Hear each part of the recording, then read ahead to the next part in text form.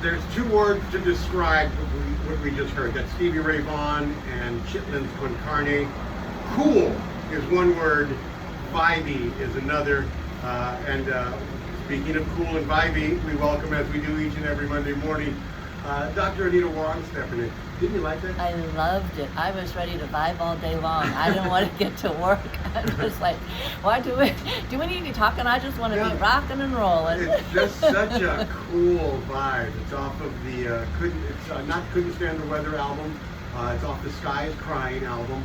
And love it. It's amazing. Stevie Ray Vaughan is singularly unique.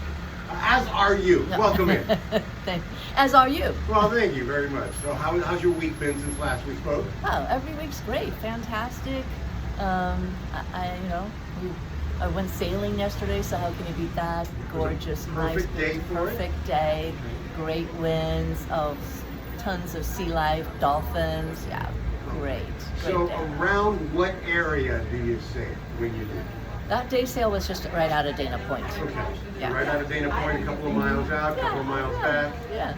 Right. And you're good with rigging the mast and masting No, the rig and I'm all just that? I was on someone else's boat, so Okay. she's a fantastic helmsman. Okay. But no, I'm just a lowly cruiser. I'm better at weight distribution. Okay. You need some weight on the high side, I'm over there. Let me eat a few more chips. No. I love hearing that. Well, welcome again. Always a pleasure to have you. Our listeners love having you here. We're going to be talking about a few different things today, including environmental stress and how we protect our cellular energy, and also what we've been seeing in the Middle East with black rain. But I want to start off with a problem that it isn't a problem yet here in California, but I envision it being a nationwide problem, and that's a mumps outbreak. Yes. So Well. what are you getting from this?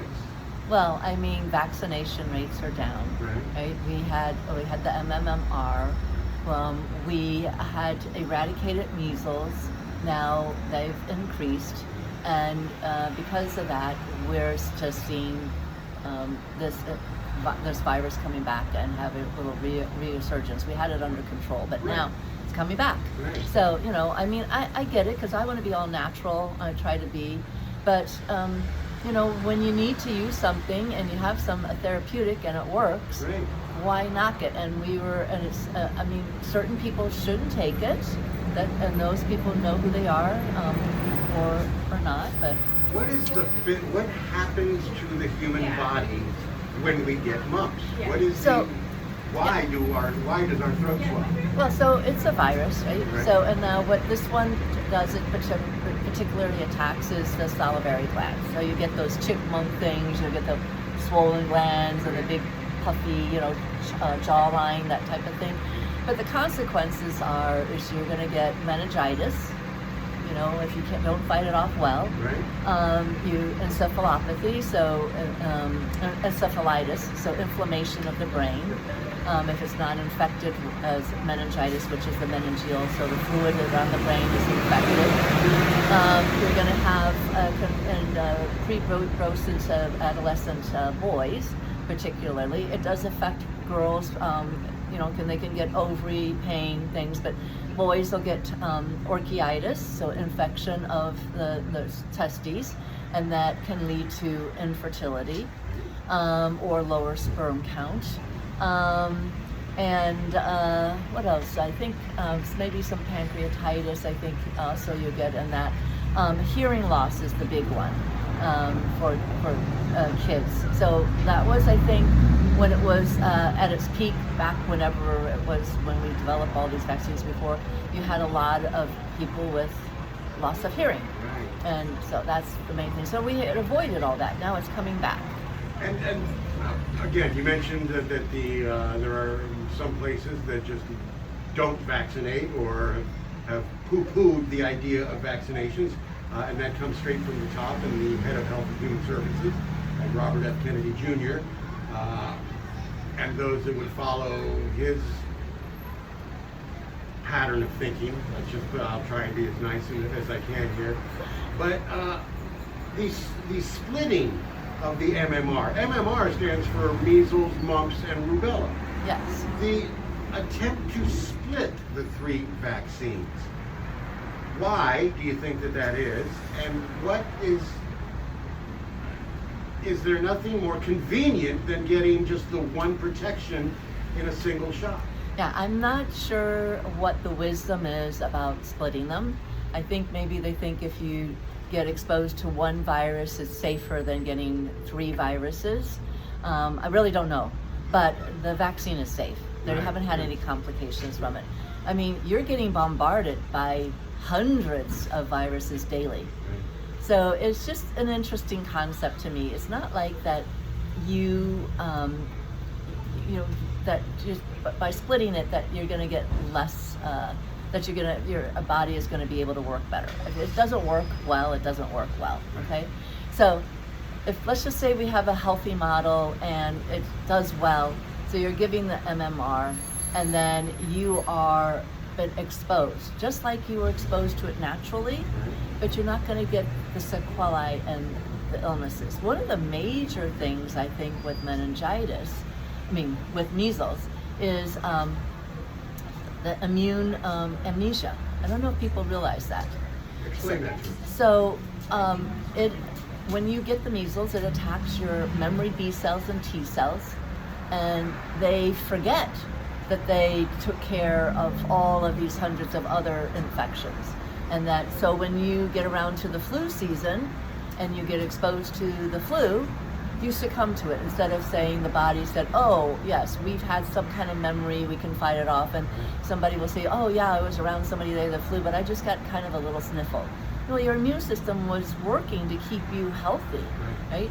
So if your gut's not healthy, and if you now have no immune memory, which can last up to 2 years, a little bit more, 2-3 years, and you get exposed, kids can succumb to normal infections. So strep throat, the flu, all of these things, because they got the measles, and now for the next 2-3 years of their life, they don't have any memory of these infections, and they succumb to them. So that to me is the most dangerous thing. Besides all of the other things that you get, the bad encephalitis, the brain issues, all of these things. But so that's... So it's measles, mumps, rubella, and we've already seen the increase in measles, and that's well documented, and now we're seeing the rise in mumps. Right. If I'm a wagering man, I'm thinking that by this time next year, we'll see a rise in rubella as well. Yes, and so that's dangerous to pregnant women. What is rubella? Yeah, because it's the German measles, and it's, so what happens, it's going to attack the fetus, and so you really want to protect the mother, because then you're going to, just like what was that new tsetse virus that we have, and give you a cardiovascular. So it's just a virus, and it's going to affect the fetus. I forget what's the compilation, if cardiac or whatever that they're going to have, and have some developmental issues. And we could avoid that, and we were avoiding that, and now we're going to end up with more of those issues. Right? So. Okay. Well, thank you for that. I appreciate the explanation to our audience. Our audience appreciates the explanation as well. I knew measles, mumps. I was never familiar with rubella, and that's like a form of German measles, like you said. Right. I believe it's German measles, and I think it's not just it's a minor virus infection, but it's more dangerous to pregnant women, more to the fetus. Under the current administration, if they can't kill you one way, they'll find another way to kill you. And with the recent bombing of Iran and the oil fields and the oil production facilities, I watched a CNN reporter the other day. Not sure what the network was, to be honest with you, but I watched a reporter as black rain was falling. Oh my God. And that is because through the clouds of oil in the air, of oil and smoke in the air, it was falling to the ground. Talk to us about the environmental impacts of that and the impacts to the body. Well, pollution, as we know, so it's going to be microscopic, and then when it's going to carry that everywhere, just same as natural disasters, like in Hawaii, too. We're having volcanic ash, too, also flying, and now we're going to have, just like when we had nuclear fallout, when during World War II, and all of that was carried over. So that's going to affect us and our air quality and toxins and having to clear it. It's going to affect your lungs, all of that. So yes, it's not, and it's going to be in the soil, damage your food. So it's just environmentally not well. In the water, if it goes into the table water. So there's just a lot of unhealthy things. Just like when 9/11 happened, and all the first responders went in and they breathed in all those toxins, and then they ended up having lung cancer, lung disease, and having respiratory issues. So we're going to start to see issues like that, especially at ground zero. Those people are going to have obviously worse. It's going to be filtered, but it's going to migrate. It's going to still be in the air. It's still going to be here. So people who have more sensitivity to pollutions and air quality, they're going to feel it worse. But it's not that we've scathed it and we're not going to be affected. So then it's going to be, how well do you take care of your body, and how well do your filters work, your lung and your skin and your kidneys and your liver. And so if you drink a lot and your liver is clogged and it's fatty, it's just not a really healthy filter. And if you have some mutations in there and it doesn't really metabolize all these things and clear them out, because our body takes in these toxins and then they have to process them and metabolize them and break them down and neutralize them, and then you excrete them. But if your body can't do that, they're going to build up and you're going to end up having some kind of cancer. And then if you're in a stressful environment, society like where we are, go, and you can't take care of it, people say, oh, all of a sudden, when I was under that stress, I got breast cancer, I got liver cancer, I got stomach cancer. Well, it's because the body can't function well and neutralize the enemies. So the enemies, like, oh, look it, they love sugar and they need to feel good, and they're going to have some more carbs and sweets, and the brain's feeling all happy, and the abnormal cells are going, yeah, we love it, just keep on eating it, and we're just going to have more food for us. And the normal cells are going, we can't keep up, let them take over us. And that's how it happens. So the first people that we should expect to be losing from these particulates in the air, and because they will travel, and they travel with the breeze, and you don't know, but the first people we're going to be losing are people with comorbidities. Oh, 100%. Yes, right. So the protecting of cellular energy, I want to talk about specifically what you do. So I often introduce you as first and foremost a scientist, an emergency room surgeon, but you operate the best wellness facility anywhere along the western coastline. I will raise my hand in court to that. And it's so true. It is absolutely true. And you come at it from the sense of science. I often, before we started having these conversations, I would think, I'm not into the whole hippy-dippy, but you come at it with a scientific background, which is what makes you unique. It's what makes your wellness facility unique. Mitochondria, the foundation of how we get our energy. Talk about that.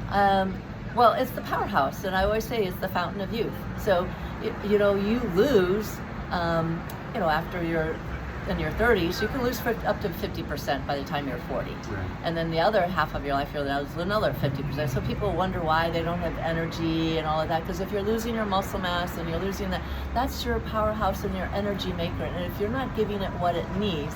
And so I was looking at, they were doing these studies, so I just thought, because people always talk about antioxidants, I don't think they have a clue what that means and why they take it. I eat beets for antioxidants, and I do blackberries and berries. Right. So what is the antioxidant doing for me? Right. So astaxanthin. I was trying to remember how to even say the name, and then I couldn't remember how to spell it to even think of it. Astaxanthin. So anyway, it's a really potent antioxidant, right? And you get that from micro algae. So that's going to be chlorella. You can get it from spirulina. So it's not the macro seaweed. So the things that you get in your seaweed salad or your sushi with the seaweed wrap, those are macros, so the kelp and things like that. This is the micro. So the micro in there, so when you see, eating lobster, I love lobster, shrimp, I love that. So they have astaxanthin. So that pink color in there is that astaxanthin in there. because they eat the microcrill, the micro algae. So eating that, they get a lot of the antioxidants that turns their color red. And so it's the red color. So that has been very potent and been studied. And what they've shown is that the reason why it's so protective of your mitochondria is that because it gets incorporated into the mitochondria, the cells, the cellular wall to keep the mitochondria like youthful, functioning. So that's the antioxidant. That is the antioxidant that's getting there. So I think that that is one supplement I think that people would really be interested in and taking and knowing about, because frequently when I do these nutritional studies, it'll say needs more antioxidants, right? Okay. And so then I'll put it in their supplements and things like that. But I'm thinking just, people just knowing that getting the microalgae is really also a potent way to do it, because they've had all these studies. So it protects your brain, protects your immune health, protects the mitochondria, your metabolism. So it does so much. And so that's what antioxidants do. So you just can't get enough, because our own internal antioxidant system deteriorates and we lose mitochondria, and we need, if you're losing your energy, you just don't feel as energetic. So you're awesome. So you need to boost up your muscles. You need to make your mitochondria healthy and restore them. And this is one of the nutrients, microalgae, to boost that. So I just thought that was interesting. I get on different kicks of food for a while, and then I'll stay on it for a while, and then I'll move on to something else. I'm in a heavy beets kick right now. I'm eating literally a ton of beets a day. I can't get enough. I seem to just love them so much. That's the nitric oxide that you need, because you've been working out more, and so you need more nitric oxide. So yeah, so that gets you, that's where you're getting it. Little balsamic vinegar, yeah. I'm good to go. Yeah. And I want to go back to the shellfish for a second. You mentioned lobsters and you mentioned crab. The reddish color that contains the antioxidants. I was told, and tell me if they were wrong when they told me this, that since they're bottom feeders, that really it's not a healthy food. Yeah, so bottom feeders, yeah, because there's a lot of crap down there, right? A lot of plastics, probably. Yeah, a lot of stuff that they have to have filters of it. But they're eating the microalgae. So, I mean, if it was all pure, I mean, we're eating things, we're not eating 100%. I think what is amazing is, the bluefish whale, the baleen they have. So when they open their mouths, and they get all that stuff. The krill and all that. Right, and everything. So they just want to eat healthy fish in there, right?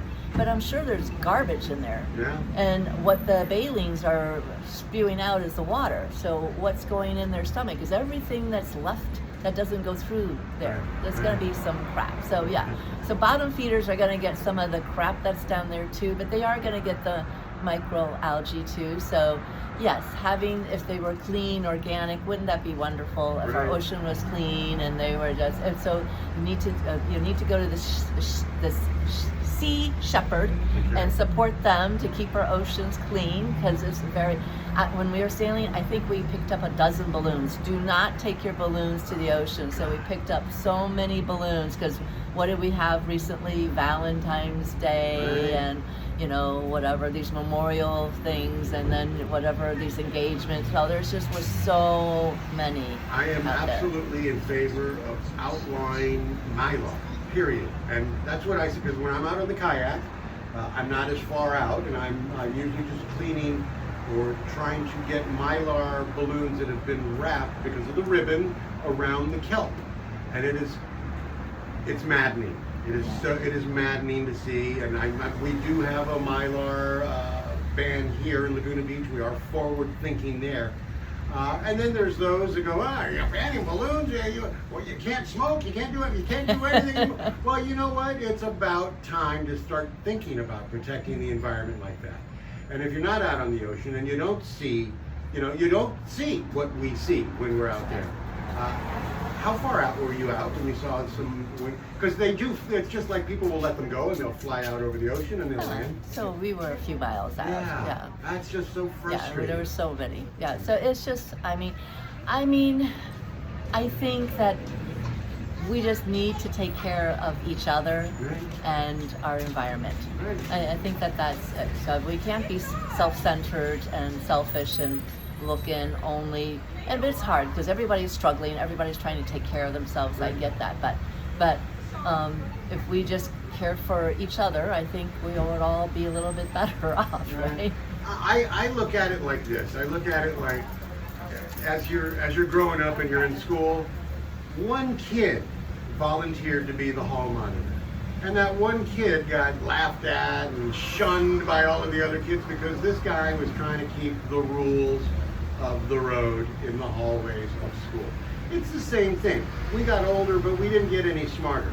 There's so few of us that are willing to be the hall monitors, and the rest of them just crap all over society and whatever's right. And that, again, it maddens me to no end. So you talked about losing the decline of the mitochondria, and people, and by doing that, people start to experience fatigue and muscle loss. I was shocked by the numbers that you sent over, that from age 20 to 40, the mitochondrial energy capacity decreases by half. And then between the ages of 40 to 70, the other half is gone. Yeah. Wow. So is there a way to continue at 100 or 80% run your whole life between now to 70?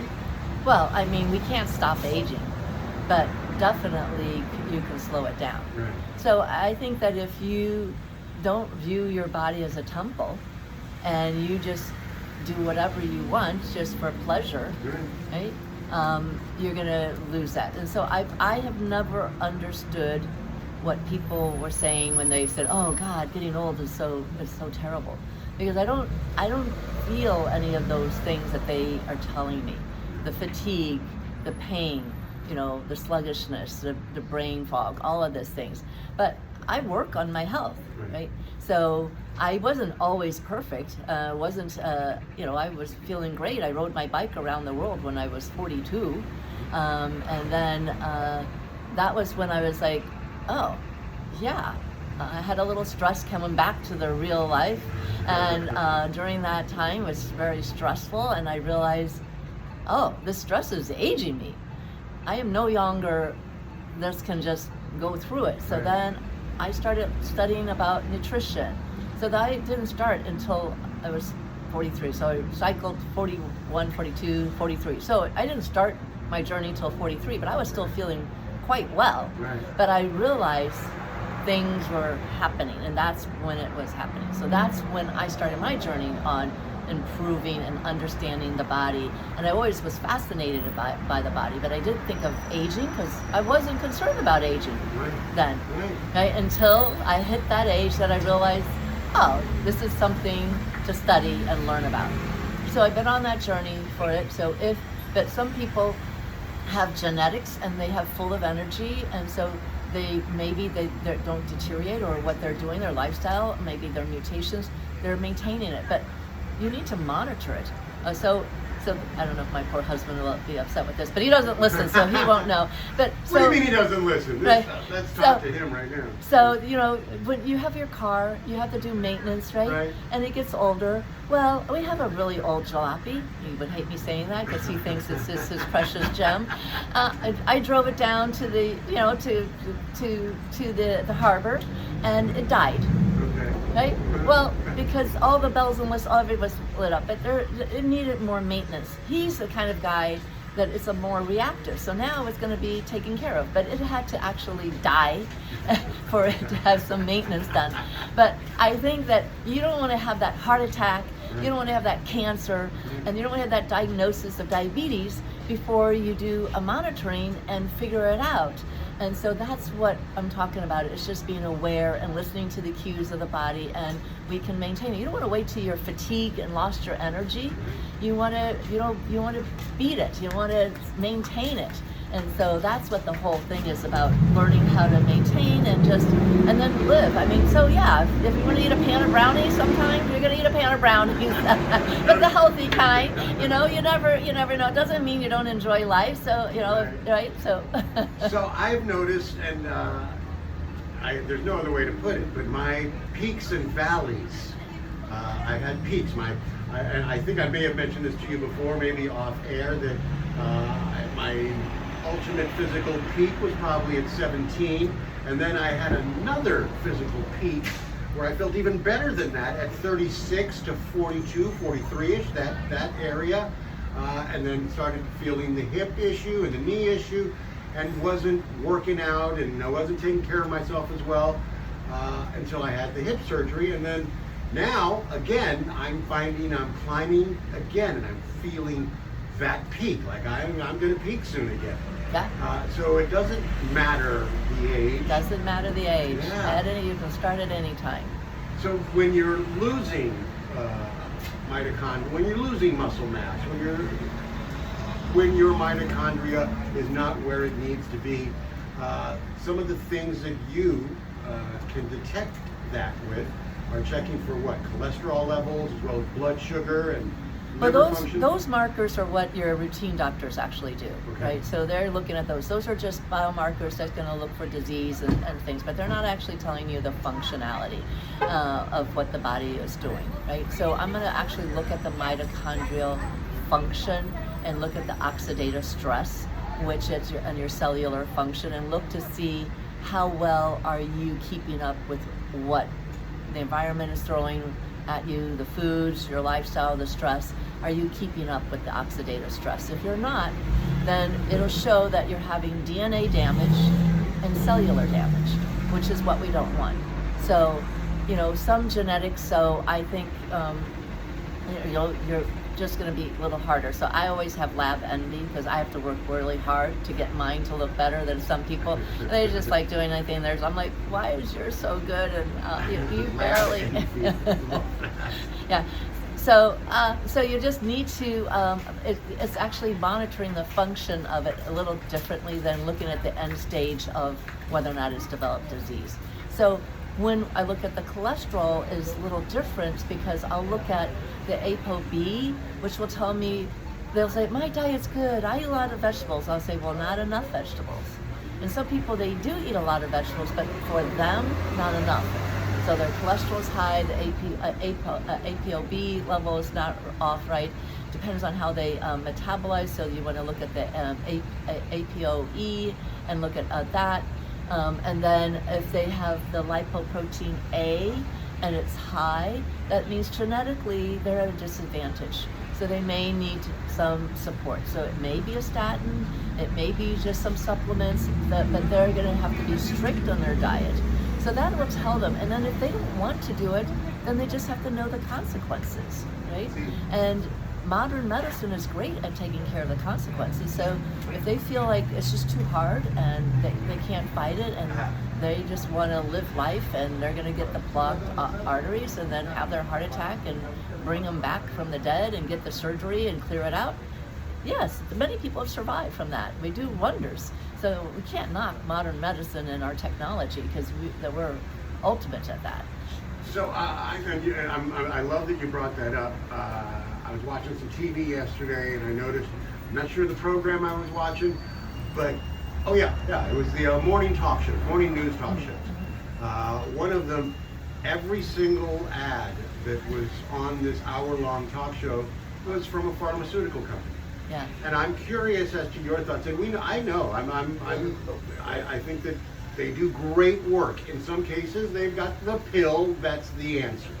However, the side effects are miles long. Yeah. There's a list, there's a 20-second read-off of a list of the side effects to something that could cure psoriasis. In your experience, are pharmaceutical companies steering us away from a healthy lifestyle in order to profit from their pill? Oh, well, I mean, yes, I think so, but I think so. So our medicines come from botanicals. So oleander, common plant we have around. Right. Oleander is digitalis, so it's a medication that we use for the heart. So all of these, but the plant has many different chemicals in there that makes it work for that. And so what the companies do is then they find which is one of the chemical that makes it do it, and then they regulate it and give you the exact amount. And so that's the advantage that they're saying, is that they give you the exact amount of the active form of what you want it to do, right? Now, side effects can come from the plants too, but it's all going to be, it's a plant. So maybe you take it and you get diarrhea, but it helps your heart to be regulated, or any other things. So you're going to have side effects. I'm always concerned about the side effects. I think also, I'm not too sure that pharmaceutical companies are altruistic. If they were, I think that there would have been, there was a medication, I forget now what the disease was, but it was Africa, it's the tsetse fly.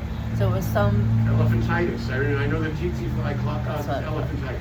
And I don't know if it was that one, I don't recall, but there was a medication that actually cured it, but they didn't profit from it, so they don't make it anymore.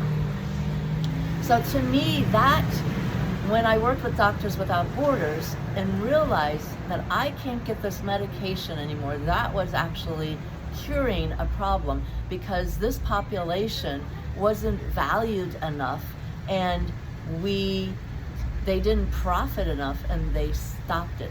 This is where I get my knowledge from on this, and what I saw was very devastating to me. So I question that. Now maybe there are some pharmaceutical companies that are, and they do good things for other things, and they have philanthropic goals. But I think in general they are there for profit. And what I think in our healthcare system, the way that our care system is functioning, it's sick care, because we have tons of comorbidities. So we have chronic illnesses. So you have hypertension, you have diabetes, right? You're gonna have all of these chronic illnesses, but none of those medications are to cure it. It's to help control it and keep you on the medication and keep you coming back. And so for more and more. So I think there's a difference between curing and just controlling and maintaining.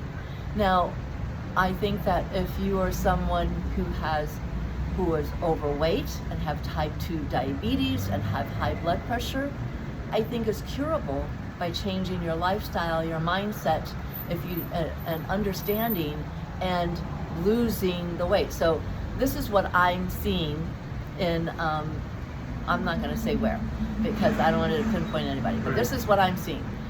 I have this group of people, they're all taking the GLP-1. Okay. They were all heavy set.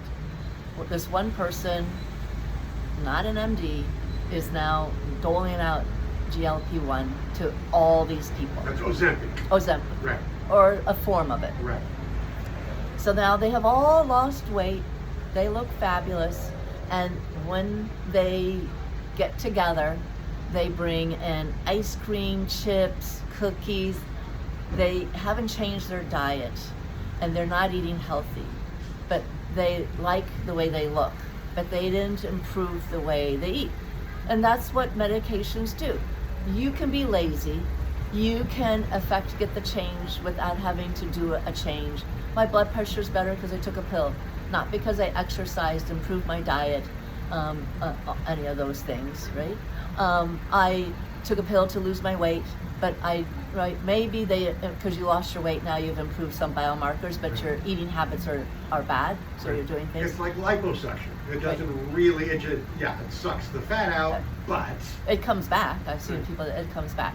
So it's just your philosophy. I'm not bashing your philosophy. If your philosophy wants to go, that's the way we have set it up.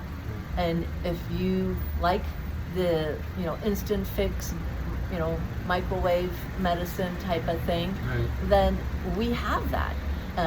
So I have somebody who's having anxiety under more stress right now. Really didn't want to have to take the Lexapro, but it was just too much work at this point under stress, so took the Lexapro. if you need it for a short time, we have wonderful medicines that work and to get you over the hump, just like I use technology to help you get back to exercise. If you can't exercise, I got a machine that's going to help you to get back to exercise. So whichever one is, I don't think it's bad. I don't think it's bad, but you got to use it and understanding what you're doing. So if you're going to take it and you're not going to eat healthy, then you need to know the consequences of that. So I think, as my husband loves to always say to my boys, risk reward, right? It's all about that. So, so when I work with somebody, I find out their philosophy, their mindset, because it's not about my protocols or how I work. It's about what you want, right? And if you want to live longer and you want to be healthier, and you don't want to do the work, okay, we're going to do some things that are going to be shortcuts and do it this way. If you don't want to take any pills and you want to be healthy and you want to just do it, then we're gonna do it this way. I'm going to advise you whichever way you want to go, because it's your body, it's your health. You're going to do it, but I'm going to tell you what is better, what are the science facts, and then I think informed decision based on facts is better than just doing whatever. Right. Guesswork. We talked about your husband a couple of times, and I mentioned to the audience after you left last week that here we are finishing up our conversation. We just cut off air, and he walked up a bloody mess. It's the only way I can describe it. It looked like he got hit by a car. He fell off his bike and hit a branch, and the branch cut him. How's he doing? Oh, he's doing fantastic. It was so ironic, funny, because somebody saw him, a friend drove by, and then texted me, said, "Did you have facial surgery?" I was like, if they did, that was not a really good result. Yeah, so he's going to have a few more wrinkles on that side, but yeah, he's doing well. He was a little wiped out that day. Yeah, he was really bloody. Oh my God, he bled a lot. Okay. Yeah. You handled it like I would totally imagine you handling it, like a just skilled doctor. You're like, all right, well, let's go get it fixed. Yeah. So we had to shout out to Dr. Amelia. What's his last name? Meaning Dr. Anestia. Yes. So he did a fantastic job at our urgent care. It's Dr. Nisanka. Yeah. Dr. Amelia Nisanka at the urgent care. So he did a fantastic job. So I told him I didn't have I could glue it and you'd have a big scar, but it needed stitches. So we sent him down to the urgent care, and Dr. Asanka did a great job. Yeah, it is a great urgent care, and they do take good care of you. And you said he's going to have more wrinkles on it. Is there anything to prevent that scarring? Oh, there is, but he doesn't listen to me.